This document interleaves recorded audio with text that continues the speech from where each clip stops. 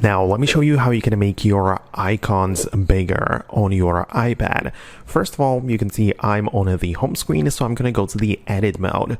You get there by holding down somewhere in between your apps. So I have a little blank area in here, so I can hold it down on the screen with my finger like that. The apps start to shake, right? And everyone has the minus icon next to them, meaning I'm in the edit mode.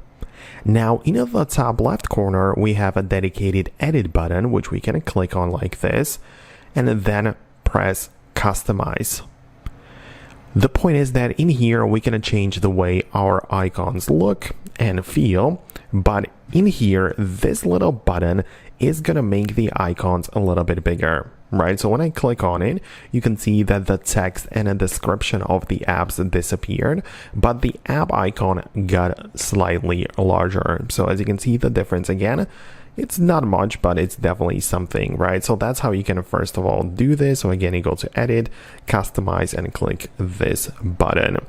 But then we have another option with it, because when we find the settings app of our iPad, and in the left panel, you can find home screen and app library. So when you go there, you can see the first toggle is to use large app icons. And if you don't have it enabled, like I currently do not, you can make sure it is turned on, and this will as well make the apps look a little bit larger. So I'm not saying the difference is like huge or noticeable, but it definitely made the apps look a little bit bigger. So I hope that I was able to explain it. Let me know what you think about this video below in the comments. Subscribe for more quick tips and videos like this one, and I'll see you later.